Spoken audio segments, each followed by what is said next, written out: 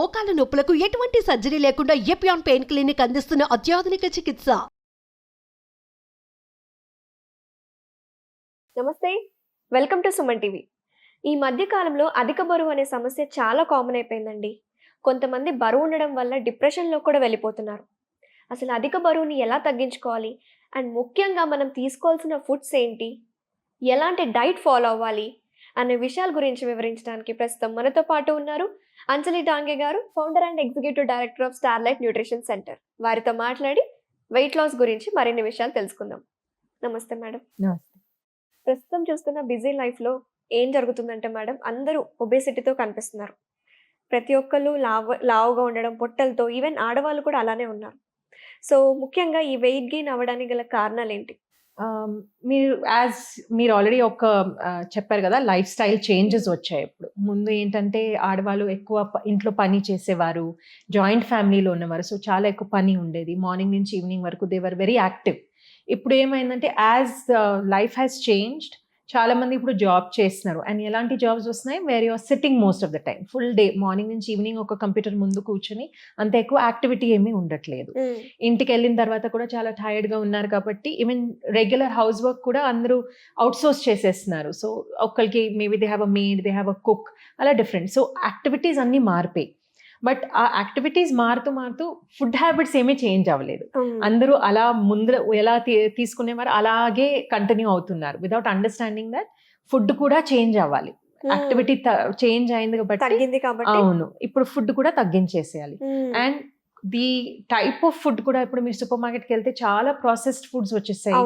Same reason, ఇప్పుడు ఎవరికి time లేదు ఎక్కువ కుకింగ్ చేయడానికి, సో ప్రాసెస్డ్ ఫుడ్స్ వచ్చేటప్పటికి instant foods and easy convenience foods వచ్చేసాయి.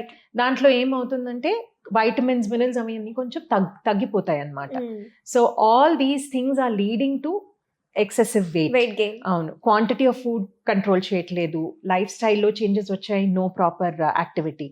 All of this is bringing in an imbalance. ఆ ఇంబ్యాలెన్స్ వల్ల వెయిట్ పెరుగుతుంది. ఓకే, వెయిట్ గెయిన్ ఉన్న వాళ్ళు వెయిట్ లాస్ అవ్వడానికి ఏం చేస్తున్నారంటే మేడం, ఏవో ప్రోటీన్ షేక్స్ అని, వేరే వాళ్ళు ఏదో వాడుతున్నారని చెప్పి వాళ్ళు సజెస్ట్ చేస్తే ఇది వాడటం, కానీ సప్లిమెంట్స్ తీసుకోవడం ట్రై చేస్తున్నారు. ఇది ఎంతవరకు కరెక్ట్ అంటారు? ఐడియలీ మీరు చూస్తే ఎవ్రీ బాడీ ఈజ్ డిఫరెంట్. ఇప్పుడు మీ నేబర్ ఒక డయట్ ఫాలో అవుతున్నారు, ఆర్ మా నేబర్ ఒక ప్రోటీన్ సప్లిమెంట్ ఆర్ షేక్ తీసుకున్నారని నేను తీసుకోవాలి అని అనుకుంటే, it may or may not work for your body.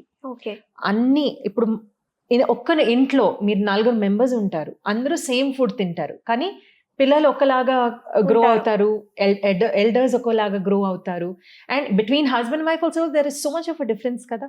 Same food తింటున్నారు కానీ the husband may gain weight, the wife may not gain weight, అలాగా. So that is clear cut explanation that every body needs a different type of diet. మీకు కరెక్ట్గా result oriented diet కావాలంటే బాడీకి customise చేసి తీసుకోవాలి దాన్ని.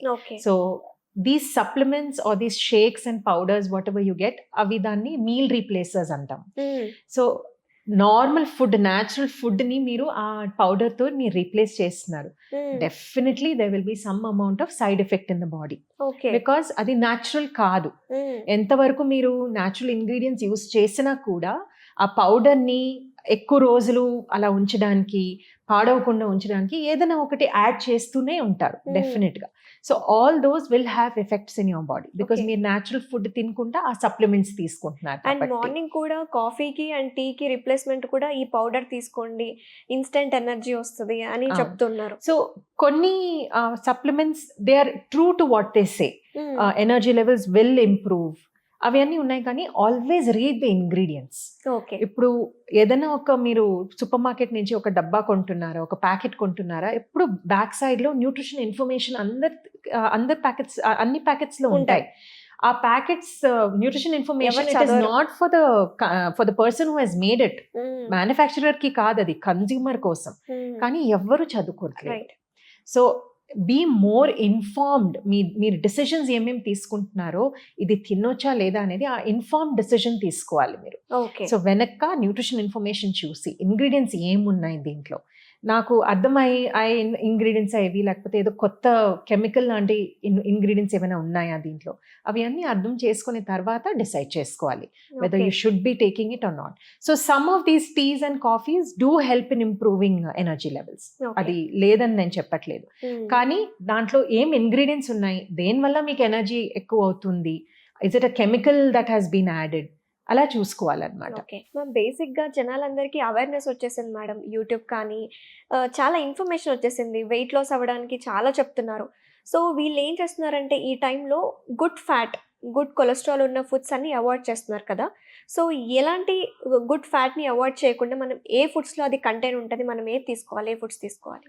That's a really good question, Anusha. ఎందుకంటే there are two categories of fat. Good fat and bad fat is what is the general term that we can use. ఇప్పుడు మీరు ఎవరైనా lipid profile test చేయడానికి వెళ్తే HDL and LDL levels అని ఉంటాయి. So HDL is the good fat. It protects the body, protects the heart. So ఆ HDL levels మామూలు are normal రేంజ్లో ఉంటే మీ హార్ట్ ప్రొటెక్టెడ్గా ఉంటుంది. LDL is the bad fat. అది ఎక్కువ ఉంటే బాడీలో హార్ట్ అటాక్ రావడం ఛాన్సెస్ ఎక్కువ, because it is going to ఆర్టరీస్లో అది బ్లాక్ అయిపోతుంది అనమాట. యా, సో అలాగే ఫుడ్ కూడా there are certain foods that help improve HDL, certain foods that help bring down LDL. So good foods ఆ గుడ్ ఫ్యాట్స్ అనేది మన నట్స్ లో అన్ని, ఇప్పుడు బాదాం పప్పు, అక్రోట్, తర్వాత సీడ్స్, ఈ గింజలు, అవిసె గింజలు, గుమ్మడికాయ గింజలు, సన్ఫ్లవర్ గింజలు, ఇవి అన్నీ బాడీలో గుడ్ ఫ్యాట్ ని పెరగడానికి హెల్ప్ చేస్తాయి. But again we don't need it in big quantities. ఇప్పుడు ఈ బాదం పప్పులు మంచిది అని అనుకుని ఒక పెద్ద బౌల్ తింటే డెఫినెట్లీ ఫ్యాట్ ఎక్కువ అవుతుంది, బికాస్ దాంట్లో ఫ్యాట్ ఉంది కాబట్టి. ఆ గుడ్ ఫ్యాట్ ని గుడ్ ఫ్యాట్ లాగా ఉంచేయాలంటే కంట్రోల్డ్ క్వాంటిటీలో తీసుకుంటేనే అవుతుంది. సో ఒక రోజులో ఒక 8 to 10 బాదం పప్పులు అంత తీసుకుంటే సరిపోతుంది. అక్రోట్ కూడా ఒక 4 అక్రోట్ తింటే సరిపోతుంది. ఈ గింజలన్నీ మిక్స్ చేసి ఒక డబ్బాలో పెట్టుకుని 1 టేబుల్ స్పూన్ గింజలు తింటే కూడా సరిపోతుంది. సో అవి అన్ని చిన్న చిన్న క్వాంటిటీస్ లో కావాలి. ప్లస్ కుకింగ్ ఆయిల్, దీంట్లో ఆలివ్ ఆయిల్ ఇప్పుడు యూస్ చేయొచ్చు, but olive pomace oil cooking కోసం వాడచ్చు అనమాట, ఇండియన్ కుకింగ్ కోసం కూడా. బికాజ్ ఎక్కువసేపు గ్యాస్ మీద ఉంటే హీట్ ఎక్కువ అవుతుంది కదా. సో మా ఇండియన్ ఫుడ్ అలాగే కుకింగ్ అవుతుంది అనమాట. ఉల్లిపాయలు ఫ్రై అవ్వాలి, టొమాటో వేస్తాము, సో కొంచెం టైం పడుతుంది. దానికి extra virgin olive oil use చేస్తే పనికిరాదు. ఓకే, అది ఎక్స్ట్రా వర్జిన్ ఆలివ్ ఆయిల్ చాలా త్వరగా బ్రేక్ అయిపోతుంది. యా, అండ్ న్యూట్రిటివ్ వాల్యూస్ అన్ని కొంచెం పోతాయి. So better is to use olive pomace oil for cooking. Okay, మరి గ్రౌండ్ నట్ ఆయిల్ మేడం? ఇప్పుడు మీరు చూస్తే సూపర్ మార్కెట్ లో కోల్డ్ ప్రెస్డ్ ఆయిల్స్ ఎక్కువ వచ్చాయి. Yeah, so cold pressed oils అనేది మీకు గ్రౌండ్ నట్ ఆయిల్ దొరుకుతుంది, నువ్వుల నూనె కూడా దొరుకుతుంది. ఇవి అన్నీ మీరు కోల్డ్ ప్రెస్డ్ యూస్ చేస్తే డెఫినెట్లీ మంచిది. ఒక్క నెలలో ఒక్క పర్సన్ కి 1/2 litre of oil is what we usually suggest. దాంట్లోనే కుకింగ్ అంతా అయిపోవాలి పర్ పర్సన్. ఇప్పుడు మీరు 4 ఒక ఇంట్లో ఉన్నారంటే ఒక్క నెలలో 2 liters ఆఫ్ ఆయిల్ యూస్ చేయండి అని చెప్తాము. That is only for cooking. పిల్లలు ఉన్నారు, డీప్ ఫ్రైయింగ్ ఏమైనా చేస్తారంటే దానికి పక్కన ఒక 1 liter సెపరేట్ గా పెట్టుకోవాలి. But just for cooking at least this is basic, just అందరికీ అర్థమయ్యేలాగా కరెక్ట్ కంట్రోల్ క్వాంటిటీలో తీసుకోవడానికి this is what we usually suggest. Okay, మీరు గుడ్ ఫ్యాట్ ఫుడ్స్ అంటే మీరు బాదం, అక్రూట్స్ ఇలాంటి ఫుడ్స్ గురించి చెప్పారు కదా. When coming to fruits madam, fruits లో కూడా అలాంటి ఏమన్నా కేటగిరీ ఉందంటారా? అన్ని ఫ్రూట్స్లో ఫైబర్ ఎక్కువ ఉంటుంది, దాంతోపాటు కొంచెం షుగర్ కూడా వస్తుంది. So what we have to choose is high fibre fruits. For example ఇప్పుడు సమ్మర్ సీజన్లో జామకాయలు వస్తాయి, చాలా మంచిది. యాపిల్ విత్ స్కిన్ తీసుకోవాలి, స్కిన్ తీసేస్తే ఫైబర్ పోతుంది. సో విత్ స్కిన్ యాపిల్ తీసుకోవచ్చు. దానిమ్మకాయలు కూడా వస్తున్నాయి, దాలిం గింజ, ఎనీథింగ్ గింజలతో సహా మీరు తీసుకుంటే ఫైబర్ చాలా ఎక్కువ ఉంటుంది అనమాట. సో దాలిం గింజలు చాలా మంచిది. అండ్ సపోటాలు మాక్సిమం ఒక 1 or 2 అలా తీసుకుంటే కొంచెం షుగర్ లెవెల్ ఎక్కువ ఉంటుంది దాంట్లో, కానీ ఐరన్ లెవెల్స్ కూడా చాలా ఎక్కువ ఉన్నాయి దాంట్లో. సో అట్లీస్ట్ ఒక ఇప్పుడు చూస్తే కొంచెం సైజ్ అన్ని చిన్నది అయిపోయాయి కదా, సపోటా ముందు అయితే కొంచెం పెద్దవి వచ్చేవి. స్మాల్ సైజ్ సపోటా ఒకటి తింటే per time, no problem. Thank you madam, చాలా వాల్యుబుల్ ఇన్ఫర్మేషన్ ఇచ్చారు. ఎలాంటి ఫుడ్ తీసుకోవాలి అండ్ ఎలాంటి ఆయిల్స్ వాడాలి, ఎలాంటి ఫ్రూట్స్ తీసుకుంటే బాగుంటుందని చాలా క్లియర్గా చెప్పారు. Thank you so much. Thank you.